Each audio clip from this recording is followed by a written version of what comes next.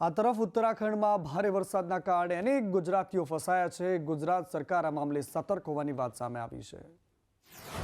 ઉત્તરાખંડમાં ભારે વરસાદના કારણે અનેક ગુજરાતી ફસાયા હોવાની માહિતી સામે આવી રહી છે.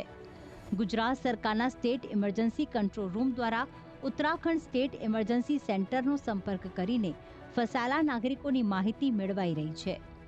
હારીજના 2 પરિવારના 12 સભ્યો ઉત્તરાખંડમાં ફસાયા છે, જ્યારે ભાવનગરના 15, બનાસકાંઠાના 10 લોકો ઉત્તરાખંડમાં ફસાયેલા છે તથા અમદાવાદના 99 લોકો પણ ઉત્તરાખંડમાં ફસાયેલા છે. ફસાયેલા નાગરિકોમાંથી મંદાકિની ગેસ્ટ હાઉસમાં 4ને મેડિકલ સારવાર અપાઈ છે. ગુજરાત સરકાર દ્વારા મેડિકલ સારવાર માટે વ્યવસ્થા કરાઈ છે.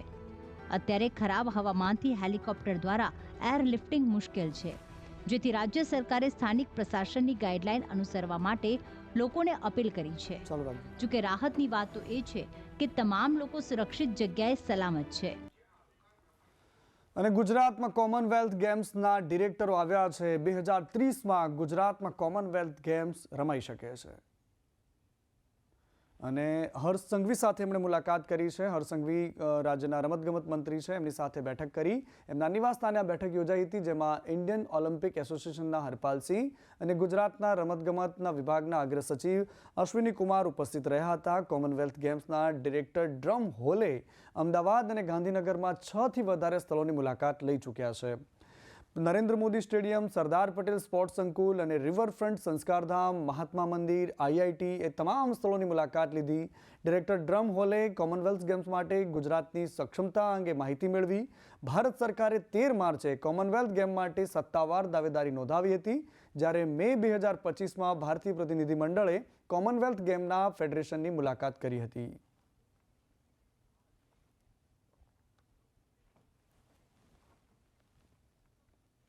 અને આજે દિવસ બદલાયો, પરંતુ પરિસ્થિતિ નથી બદલાઈ, કારણ કે વલસાડમાં એ તસવીરો, એ ખાતર માટે ઊભેલી લાઈનો આજે પણ યથાવત છે. ગુજરાતમાં છેલ્લા ઘણા સમયથી યુરિયા ખાતરની અછત વર્તાઈ રહી છે, જેને લઈને ખેડૂતો અને એગ્રો સંચાલકો દ્વારા યુરિયા ખાતરની માંગ કરવામાં આવી રહી હતી. સરકાર દ્વારા યુરિયા ખાતરનો જથ્થો ઉપલબ્ધ કરાવાતા ખેડૂતોએ યુરિયા ખાતર મેળવવા માટે હવે લાઈનમાં ઊભા રહેવાનો વારો આવ્યો છે, કારણ કે યુરિયા ખાતરનો જે જથ્થો આવ્યો છે તે ખૂબ જ ઓછો છે, જેની સામે ખેડૂતોની માંગણી વધુ છે. વલસાડના ધરમપુર ખાતે આજરોજ મોટી સંખ્યામાં ખેડૂતો દ્વારા યુરિયા ખાતર મેળવવા માટે એગ્રો સેન્ટર ઉપર લાઈન લગાવી હતી.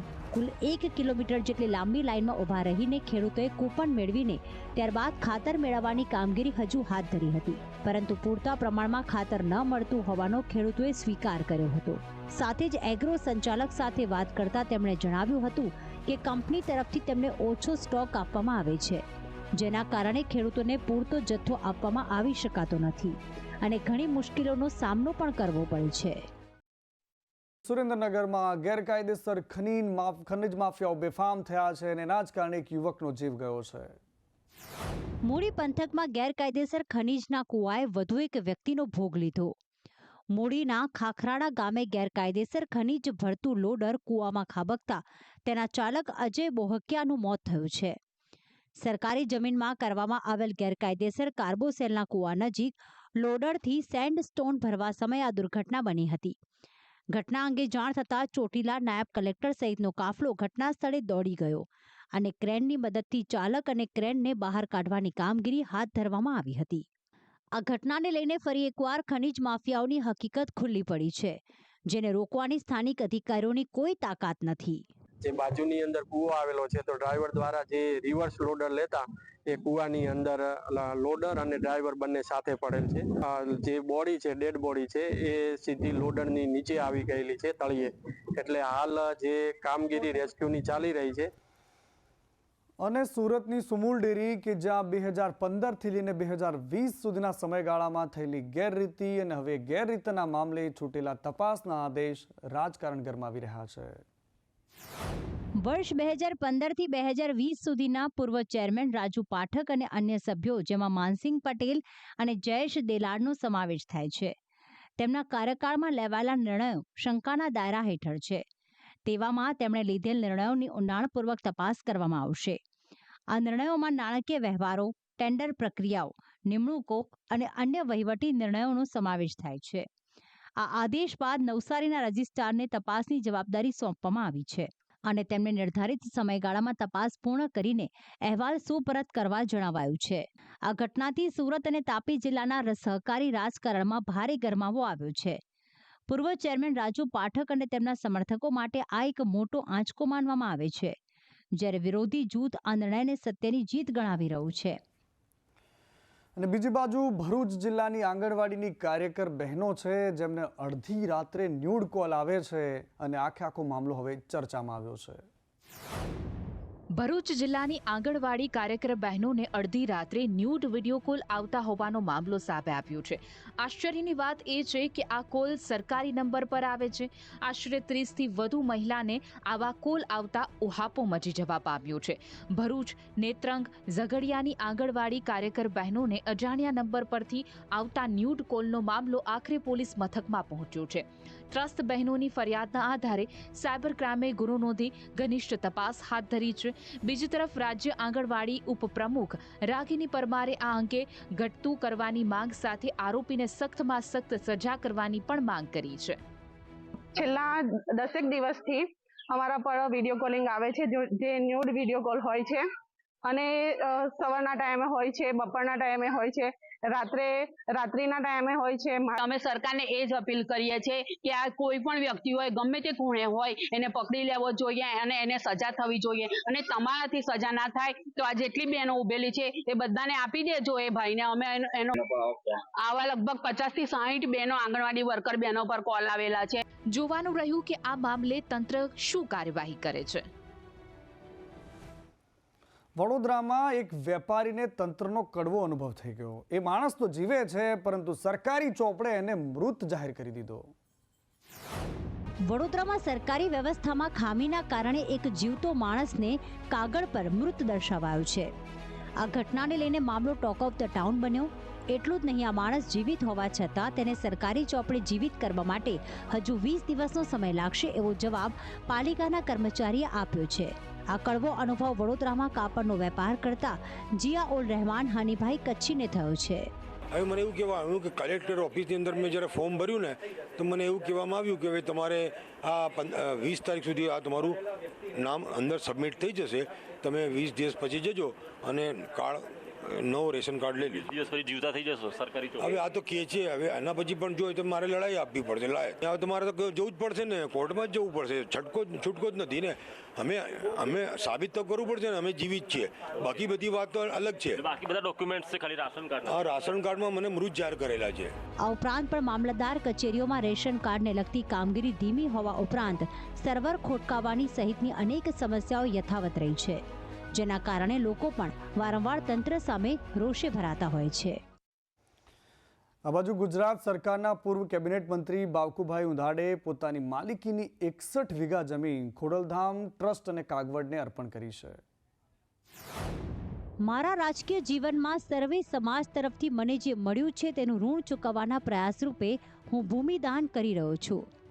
આ શબ્દો છે ગુજરાત સરકારના પૂર્વ કેબિનેટ મંત્રી બાવકુભાઈ ઉંધાડના. અમરેલી જિલ્લામાં 6 ટર્મ ધારાસભ્ય રહી ચૂકેલા બાવકુભાઈ ઉંધાડે બાબરા તાલુકાના નાની કુંડળ ગામે આવેલ પોતાની માલિકીની 61 વીઘા જમીન ખોડલધામ ટ્રસ્ટને દાન કરવાની જાહેરાત કરી છે. ખોડલધામ ટ્રસ્ટને જે 61 વીઘા જમીન આપવામાં આવી છે, આ જમીન ખોડલધામ છે એ હેલ્થ, એજ્યુકેશન, સ્પોર્ટ્સ અને એગ્રીકલ્ચર એના ઉપયોગ માટે એની કામગીરી અત્યારે શરૂ જ છે અને ભવિષ્યમાં એમાં વધારે ઉમેરો કરી શકાય એના માટે એ જમીનની એની જરૂરિયાત હતી. ખોડલધામ ટ્રસ્ટ દ્વારા 250 કરોડના ખર્ચે અહીં કેન્સર હોસ્પિટલ બની રહી છે, જે ટાટા મેમોરિયલ ટ્રસ્ટ દ્વારા સંચાલિત થશે. આ હોસ્પિટલ સર્વ સમાજ માટે ઉપયોગી સાબિત થશે તેવું તેમણે કહ્યું હતું. આ બાજુ ગુજરાત સરકારમાં એક મંત્રી છે, જાદુઈ મંત્રી. ક્યારેક દેખાય, ક્યારેક ગાયબ થઈ જાય. એમના પર આરોપો, એમના દીકરાઓ પર આરોપ લાગ્યા છે અને ફરી એકવાર એક કાર્યક્રમમાં ગેરહાજર થયા એટલે ફરી પાછી નવી ચર્ચાઓ શરૂ થઈ ગઈ. ગુજરાતના કેબિનેટ મંત્રી બચુ ખાબડના બંને પુત્રો કિરણ અને બળવંત ખાબડની મનરેગા કૌભાંડમાં ધરપકડ કરવામાં આવી છે. તેમના પુત્રોની ધરપકડ થયા બાદ તેઓ કેબિનેટની મીટિંગ કે સરકારી કાર્યક્રમોમાં ગેરહાજર જોવા મળ્યા હતા. તેમને વડાપ્રધાન મોદીના કાર્યક્રમમાં પણ દૂર રાખવામાં આવ્યા હતા. તેવામાં વધુ એક સરકારી કાર્યક્રમમાં તેમની બાદબાકી જોવા મળી છે. ગાંધીનગરમાં ડીડીઓ ડીઆરડીઓનો એક દિવસીય વર્કશોપ કાર્યક્રમ હતો, જેમાં પંચાયત હસ્તકના રાજ્યકક્ષાના મંત્રી બચુ ખાબડ ગેરહાજર રહ્યા હતા. આ પહેલા થોડા દિવસ અગાઉ દાહોદમાં એક જાહેર કાર્યક્રમ હતો, તેમાં મંત્રી કુબેર ડિંડોર સાથે તેઓ જોવા મળ્યા હતા.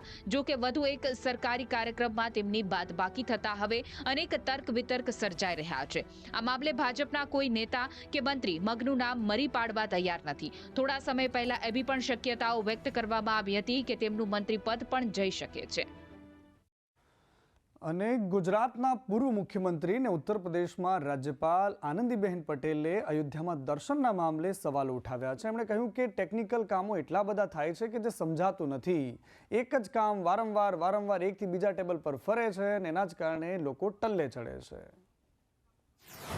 लेकिन फाइल के दर्शन करने के लिए लगातार एक टेबल से दूसरा, दूसरे से तीसरा, तीसरे से चौथा, चौथा से पांचवा दर्शन करने ही पड़ते हैं. वहां जो बैठे हैं ना उनका तब तक नहीं मिलता है. एक फाइल आने के बाद नीचे के अधिकारी इसमें कमियां ही निकालेगा, फिर फाइल आगे जाएगी, फिर वो और कमियां निकालेगा, फिर कमियां पूरी कर दी जो बाकी थी वो फिर तीसरा टेबल ऊपर जाता है तो वो कमियां निकालता है. मेरा सिर्फ अधिकारियों को इतना ही कहना है कि पहली फाइल आपके टेबल पर आए, जो बंदा बैठा है वो ही सभी कमियां निकाल कर पूरी करवाए. एसीएस तब तक पहुंचे तब तक कमियां ही होती रहती. અને ઉત્તર ગુજરાતમાં બટાટા આ વખતે રડાવી રહ્યા છે. ડીસામાં ખેડૂતોની હાલત ખરાબ કરી છે. બટાટા નગરી ડીસાની હાલત દયનીય છે. આ વખતે ડીસામાં બટાટાનું ઉત્પાદન તો વધ્યું, પણ તેના ભાવ ન મળતા ખેડૂતોને નુકસાની વેઠવાનો વારો આવ્યો છે. ખેડૂતોને મૂડી તો મૂડી, મજૂરી પણ નીકળતી નથી, જેથી ખેડૂતો પાયમાલ થઈ રહ્યા છે. છેલ્લા એકાદ વર્ષથી કોન્ટ્રાક્ટ ફાર્મિંગ કરાવતી કંપનીઓ બટાટાને ખુલ્લા બજારમાં વેચી રહી છે. પરિણામે ખેડૂતોને બટાટાના પોષણક્ષમ ભાવ નથી મળતા. સ્ટોરમાં બટાકા મૂકે છે ને એમના ચેમ્બર અલગ હોય છે, એમાં ફેંકિંગ માટે પેલી ફોગિંગની દવા નોખે છે અને દવા નોખ્યા પછી એ બટાકા માર્કેટમાં નોખીને ખાવામાં હાનિકારક છે.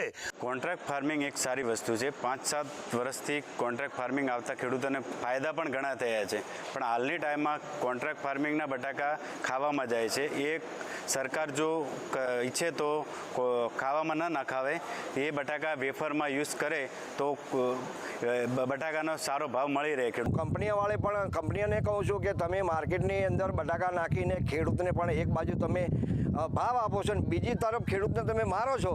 હાલમાં બનાસકાંઠા જિલ્લાના 200થી પણ વધુ કોલ્ડ સ્ટોરેજ બટાટાથી ભરાઈ ગયા છે, જેમાં મોટાભાગના બટાટા કોન્ટ્રાક્ટ ફાર્મિંગના છે. આમાં આ કોન્ટ્રાક્ટ ફાર્મિંગની ખેતી ખેડૂતો માટે ફાયદો ઓછો અને નુકસાન ઝાઝું કરી રહી છે. અને આ તરફ જૂનાગઢમાં એક યુવકે સાસરિયાઓના ત્રાસના કારણે એસિડ પી લીધું. એમાં પત્ની, સાસુ, સસરા બધાના નામ સામે આવ્યા છે. જૂનાગઢના કેશોદમાં સાસરિયાના ત્રાસના કારણે યુવકે આપઘાત કર્યો હોવાની વાત સામે આવી છે, જેમાં કેશોદ પોલીસ સ્ટેશનમાં ગુનો નોંધવામાં આવ્યો છે. મૃતકના પિતાએ પત્ની અને સસરા સામે ફરિયાદ નોંધાવી છે. મૃતક યુવક પાસે વારંવાર રૂપિયા માંગતા હતા. સાસરી પક્ષના લોકો અને મારવામાં આવ્યો હોવાની વાતનો ફરિયાદમાં ઉલ્લેખ કરવામાં આવ્યો છે. સાસરિયાઓએ 10 લાખની જમાઈ સાથે માંગ કરી હતી અને તેના કારણે ઝઘડા ચાલતા હતા. તે દરમિયાન જમાઈએ રૂપિયા ના આપતા તેને ઢોરમાર મારવામાં આવ્યો હતો, જે બાદ યુવકે એસિડ પીને આપઘાત કરી લીધો હતો. મૃતકના પિતાએ 3 લોકો સામે ફરિયાદ નોંધાવી છે. કેશોદ પોલીસે સુસાઇડ નોટ પણ જપ્ત કરી છે અને યુવકનો એક વિડીયો પણ સામે આવ્યો છે, જેમાં તે કહી રહ્યો છે કે સાસરી પક્ષના લોકો ત્રાસ આપતા હતા. પોલીસે સુસાઇડ નોટના આધારે ગુનો નોંધ્યો છે અને મૃતકની પત્ની અને તેના પિતાનું નિવેદન લેવામાં આવ્યું છે. આ તરફ નવસારીમાં સિટી બસમાં મુસાફરી કરવી મતલબ જીવના જોખમ સાથે નીકળવું. વિદ્યાર્થીઓ આ જ પ્રકારના જોખમ સાથે રોજ નીકળે છે.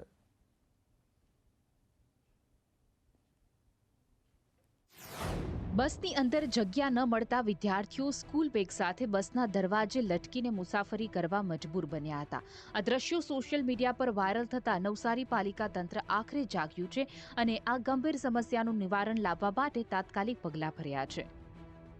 એજન્સીને આ બાબતે જરૂરી કાર્યવાહી કરવા માટે સૂચના આપવામાં આવી છે અને વિદ્યાર્થીઓની જો વધુ સંખ્યા હોય સ્કૂલમાંથી આવવા જવા માટેની તો 2 ફેરા થઈ શકે છે કે કેમ એ બાબતે પણ સૂચના આપવામાં આવી છે. આ ઉપરાંત વધારામાં જણાવવાનું કે નવી 20 બસોનું ટેન્ડર હાલ કાર્યરત છે અને નેક્સ્ટ 15 થી 20 દિવસમાં એ બી નવી બસો મળવાની સ્ટેપ બાય સ્ટેપ શરૂ થઈ જશે. પાલિકા તંત્રએ દાવો કર્યો કે શહેરમાં સિટી બસની સુવિધા વધારવા માટે નવી 20 બસોનું ટેન્ડર બહાર પાડવામાં આવ્યું છે. આ નવી બસો આવવાથી મુસાફરોની સંખ્યાને પહોંચી વળવામાં મદદ મળશે અને ભવિષ્યમાં આવી જોખમી મુસાફરીને અટકાવી શકાશે. હાલમાં વિદ્યાર્થીઓ માટે વધારાના રૂટ શરૂ થવાથી તેમને થોડી રાહત મળશે તેવી અપેક્ષા છે, પરંતુ લાંબા ગાળા માટે નવી બસોનું સંચાલન સમયસર શરૂ થાય તે જરૂરી છે. છે ડમ્પર માફિયાઓના આતંકની. પ્રાંતિજમાં રેલી ભરેલા બેફામ ડમ્પર અને ટ્રેક્ટરના કારણે સાંપડ ગામના વિદ્યાર્થીઓ સ્કૂલે નથી જઈ શકતા. વિદ્યાર્થીઓનું સ્કૂલે જવું બંધ છે. પ્રાંતિજના સાંપડ ગામે રાત દિવસ બેરોકટોક રેતી ભરેલ ટ્રેક્ટર ડમ્પર પાસ પરમિટ વગર વહન થઈ રહ્યા છે. સાંપડ પ્રાથમિક શાળાની બાજુમાં જ આવવા જવાનો રસ્તો પસાર થતો હોવાથી વાલીઓ અને વિદ્યાર્થીઓ બેફામ ડમ્પર ટ્રેક્ટરના કારણે ભયના ઓથાર હેઠળ છે, જેથી વિદ્યાર્થીઓએ 10 દિવસથી શાળાએ આવવાનું છોડી દીધું છે. અમે અમારા ગામમાં રેતીના ટ્રેક્ટર અને હાઈવાની અતિશય ત્રાસ વધી ગયો હતો. છેલ્લા 6 મહિનાથી ત્રાસ વધી ગયેલો છે અને સ્કૂલમાં બાળકો આવતા નથી અને અમે મોકલતા પણ નથી 10 દિવસથી. કે જે લીજ ચલાવે છે એમને ખનીજ માફિયાઓ ત્યાંથી ટ્રેક્ટરો લઈને જાય છે. બાજુમાં સ્કૂલ છે, સ્કૂલમાં કરીબ 400 છોકરાઓ ભણે છે. સ્કૂલમાં આપણો રજીસ્ટર સંખ્યા 319 સંખ્યા છે અને છેલ્લા 3 દિવસથી 80, 90, 70 આજે 70 સંખ્યા હાજર છે. આ કાદે લીધે પેટ્રોલ લીધે કાદે દારૂ પીને આવશે. કાદે ઉડાડે ઉપર રેતીનો ટ્રેક્ટર છે. કેટલા દિવસથી નથી જતા? 10 દિવસ. આ મામલાનો નિવેડો આવે તેવી શાળાના આચાર્ય અને વાલીઓ માંગ કરી રહ્યા છે.